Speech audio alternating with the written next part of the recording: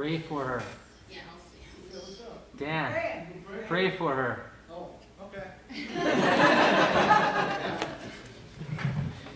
was asking to anoint Angey. God, I just ask you to fill her with the Spirit. God, I just ask you to, as she's obedient to you, and she allows you to speak to her, Lord God, I just ask that the message be spoken, God, that you just bless this place through her, and that the message will be delivered with excellence and received in Jesus' name.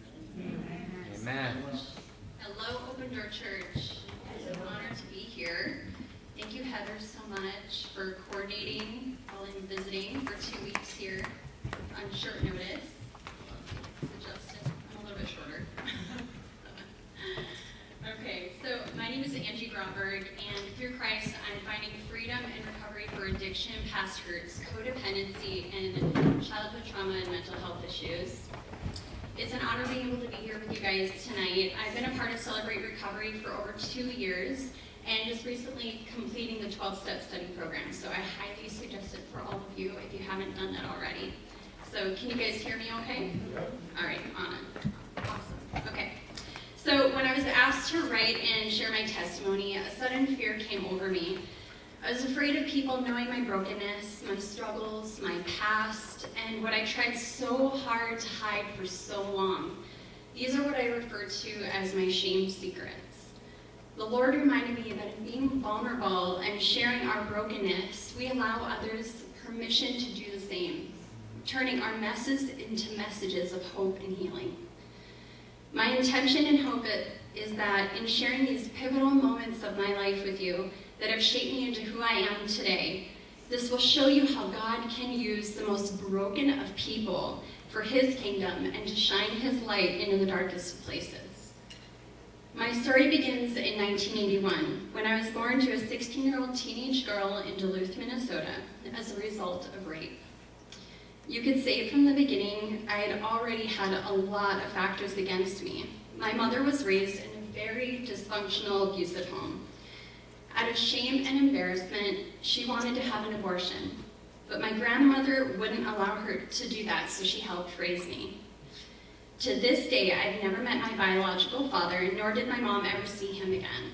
This would be the beginning of my abandonment issues and a distorted view of what a father figure was. I'm the oldest of 4 children, all different fathers, and a brother that's passed away as an infant. This factor alone would be one of the main reasons why my mother's addiction issues, as you will learn about. When I was around 5, my mom would marry a man, and they had my youngest sister. I would grow up to call him Dad because that's the only one that I knew. So my mom married into a wonderful family, and I loved going to see my grandparents. Everything was good for a while, and then the fighting and abuse started.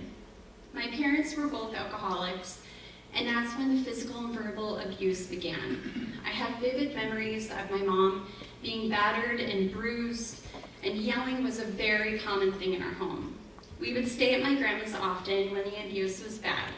I became the protector of my 2 youngest siblings, sheltering them whenever possible, learning to keep peace in our home, fixing things, having a lot of responsibility to keep everything all together, and this would be the beginning of my codependency. My younger brother, sister, and I were raised by my mom, my grandmother, and other women in our family. My grandma, who we lived with most of the time, was physically and verbally and emotionally abusive, and very much a dictator. She was very hard to please and very, very hard on us kids. Chaos and yelling was a norm in this home as well. We would get the belt or the wooden spoon for anything that upset her, and my brother always got it the worst. We were told what happens in our home is not something that we share with anyone else outside. One of the main things she did do was teach me how to hold my own, become strong-willed and independent. We grew up on welfare most of my childhood, going without at times, and I remember spending Christmases at the Salvation Army events, standing in line with the other kids, getting our Christmas presents, and grabbing a hot meal. I'd sit at the long tables watching people that were homeless, poor, and looked down upon in society. Seeing kids my age look dirty, with torn, tattered clothes, and knowing deep inside that I longed for more. My grandma did her best, raising us up in a Catholic church, active in the church in my younger years, I was taught to fear God, that I had to earn his love by religious acts, not understanding the lessons that I was learning and having no relationship with Jesus. This would later turn me away from God, and as soon as I was old enough to choose on my own. We moved from Duluth to Eveleth when I was in 5th grade. My mom and stepdad divorced when I was in junior high, and this left me helping raise my siblings with my mom, who was still dealing with alcoholism, addiction, and mental health issues. At 14, this would be the year that changed my life forever. My mom was in another low, and I never really understood what triggered her relapses, but I knew that she carried a lot of pain and hurt from her past. One night, I awoke to find my mom in the kitchen. She had a knife in her hand, and she just repeatedly kept saying that she was sorry. And then my mother attempted to take her own life in front of me. This single event made me realize the stronghold that addiction and drug addiction can have, alcohol and drug addiction can have on a person. It would also affect every single relationship that I would ever have in the future, not ever being able to fully trust or let anyone close to me. This is where I would learn to cope with trauma, conflict, or resistance of any kind. I would shut down emotionally to protect myself from hurt that anyone else could ever cause me. To this day, I still suffer from PTSD and nightmares from this experience. As a kid, I would pray at times, asking for protection and for God to take me away from this dysfunction and to just have a normal family like the other kids in school. Oftentimes feeling unworthy of God answering my prayers. That same year, I started experimenting with drugs, alcohol, and sex. I wanted so badly to feel loved from any boy that would pay attention to me. So I did things I knew I shouldn't have. I started to rebel and get into trouble, which was completely opposite of how I was. I was a good kid. I was always wanting to please my family. I just needed structure and stability and someone to say that I could be a kid and just let go. The next few years, I'd be a challenge to my mother. To be honest, I had little to no respect for her and what she'd done or put me through with her addictions and mental health issues. She was in and out of rehabs and mental health facilities, and we were left with family. I was bitter, angry, closed up, and completely broken. At 17, I dropped out of high school. With my grandma's blessing, I left home the first opportunity that I had. My early 20s, I moved to Minneapolis. I was running from everything in my life, including God. I was so angry with him. I became an addict in every single sense of the word. Drugs, alcohol, men, anything that could fill the void of emptiness that I felt in my heart and in my spirit. A void that only God could fill and repair. I hated being alone. I just longed for someone to love me and to help me, and looked for this love in all the wrong places. I dated drug dealers and was manipulative to get anything I ever wanted. This began a road to destruction of myself and my spirit. Over time, I didn't even recognize who I'd become. The more drugs I did, the more alcohol I drank, the more men I slept with, the more shame and hate I felt for myself. I felt so far from God, and there was no way that he could possibly forgive me for the things that I had done to myself. After days of being on another bender and coming down from a mix of cocaine, meth, and alcohol, I felt myself in one of the darkest places I've ever been. I was trapped in this dark, deep pit of shame, feeling so alone, and no matter what I did, I couldn't make the pain go away. So I took a handful of pills, just not to feel the pain anymore. I didn't want to die, but I was screaming out for help silently. I just wanted someone to tell me that there was a way out because I could not see it for myself. That was when I realized I needed to start over. I needed to remove myself from my toxic environment and the people I was surrounding myself with before it was too late. Within a month, I was headed to Los Angeles. I needed a fresh start and had a long-time dream of my modeling career and working in the fashion industry. But your problems have a funny way of being right behind you, following you like a dark cloud if not properly dealt with. Ever hear that saying, wherever you go, that's where you are? The enemy is so strong, especially when your faith isn't, because you cannot run from yourself. I would spend the rest of my 20s in LA. Within my first year there, I found myself in a serious relationship. He was very emotionally abusive, and to my surprise, I found out I was pregnant. Not realizing it back then, but I was extremely codependent. I thought, well, this will fix him, so that the pregnancy would change things, and I was in major denial. The abuse got worse, and I went into a deep depression. I knew that there was no possible way that I could bring a child into this mess that I had created for myself, and I had no support or anyone I trusted to turn to.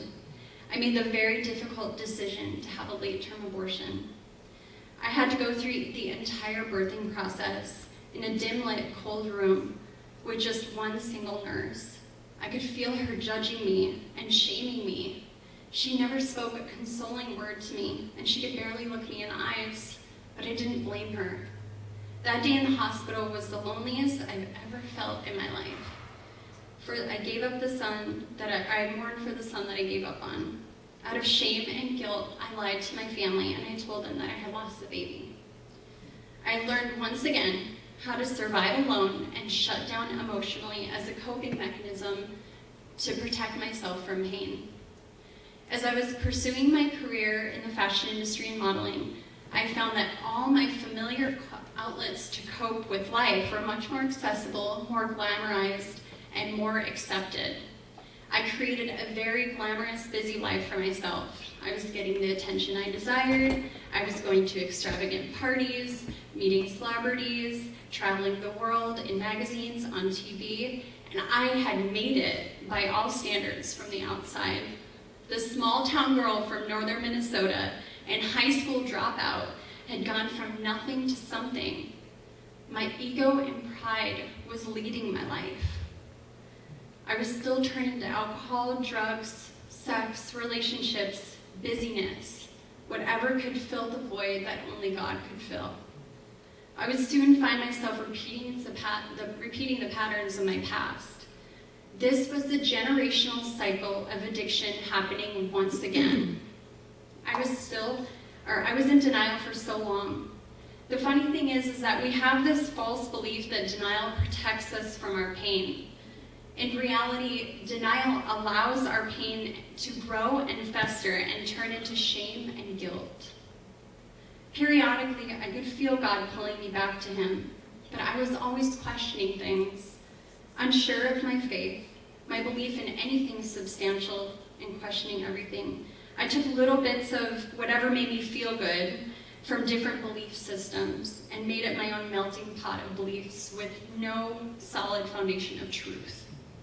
I was very new age spiritually and wanted nothing to do with the religion or God that I grew up to know, and that made all these rules that I was never going to follow or never do enough good deeds to earn such a love from Him.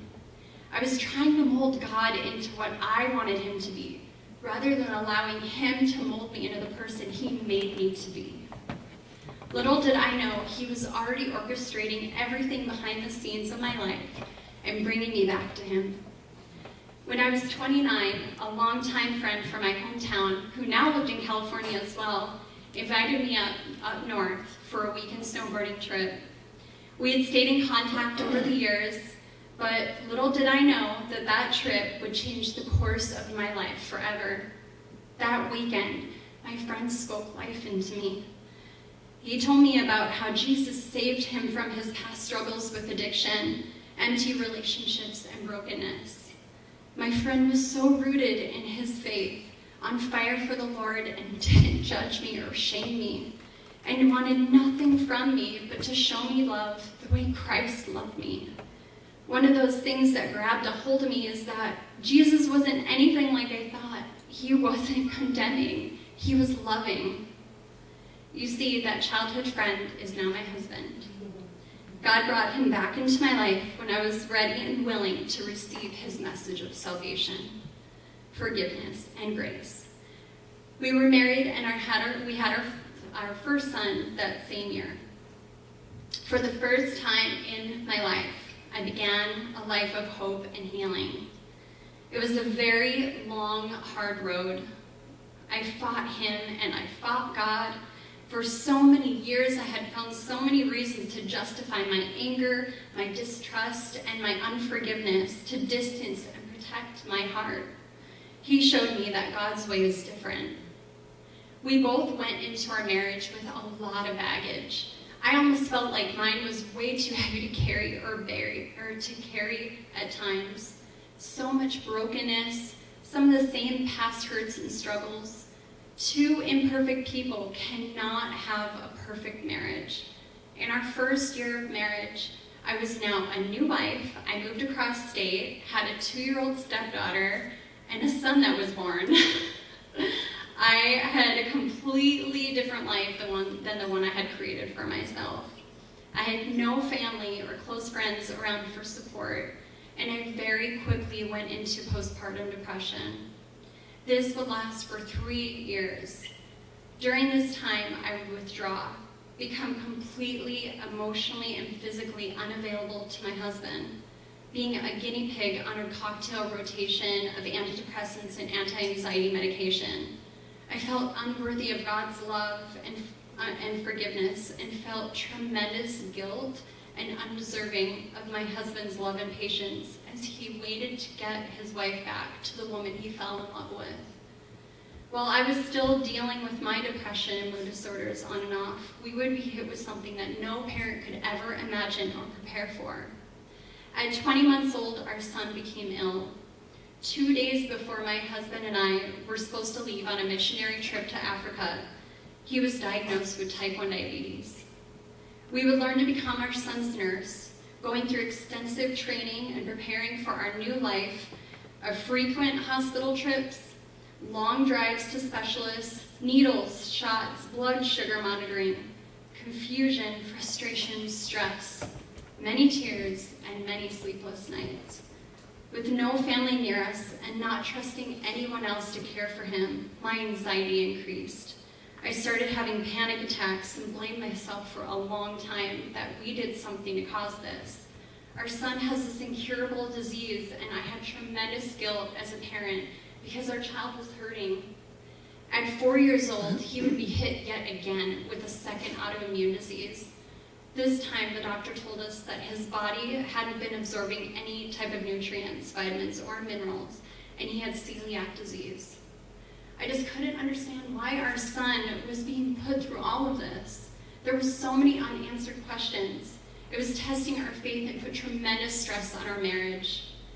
The stress of a sick child, my own mental health issues, and a husband and wife that became distant, completely exhausted, burned out, and not serving each other took its toll on our marriage. We found ourselves fighting all the time, becoming the worst versions of ourselves to the person we promised our lives to, and children that were watching us fight in our marriage and not for our marriage. Things hit rock bottom in our family, and after 4 years, we separated. My husband had divorce papers drawn up, and I have never felt more alone or like a failure. This is not what I pictured for my life, our life, or our children's lives. For 8 months, not living in our home, living away from my husband, away from my children, I surrendered my heart and my life fully over to God. My life had become completely unmanageable. I made a decision to turn my life and my will over to the care of God, what I would later learn as step 1 and 3. God did a work in me like never before. Every single day I surrendered to God, praying and asking what He wanted me to do. Serve your husband. That's what He told me, and that's what I did. I had to fight through my anger, my resentment, and feelings that my husband did not deserve my acts of kindness, because I was hurting too. I would cry out, "What about me, God? Didn't I deserve to have Him fight for our marriage too?" But every day I was reluctantly obedient. My husband's heart was still hardened, and so was mine. I began to choose to love my husband. My heart began to soften, and so did his. I began to see him through God's eyes. My pride was replaced with humility, and my resentment was replaced with peace. God was working on his heart as well. We both would learn forgiveness and begin again. Those first few months with our family reunited were so hard. We were both still hurting, still prideful, still imperfect people. But we had God's grace and forgiveness. We had to learn to fight for our marriage, not in our marriage. Brothers and sisters, God doesn't promise us perfect families, the perfect marriage, or the perfect children. He only promises us his perfect love. It's when we decide to acknowledge, surrender, and intentionally pursue him that our lives finally change. That same year, I was baptized as a Christian, and soon after found Celebrate Recovery. I quickly learned what codependency was, and I could literally check off everything on the list. Perfectionist, controlling, caregiver, want to fix others, frozen emotions, anxiety, depression, fear of abandonment, people pleaser, and many other character defects that I learned that explained why I had behaved the way I did and reacted to life the way I had. I had made my dysfunction and mental illness a part of my identity. I found myself using it as a crutch. I protected my depression, my anxiety, my control, my self-pity, and other destructive emotions. Because I had felt that way for so long, I didn't know who I was without it. I held onto it so tight. From a young age, I would receive attention, recognition, and love as a child when I had made big accomplishments, big or small. As an adult, I'm a classic type A overachiever and a people pleaser, wanting to succeed in whatever I do, to receive praise and love, even if that means other things and people in my life will suffer. Balance has always been my struggle. I was good at keeping myself distracted and one step ahead of anxious thoughts that consumed my mind.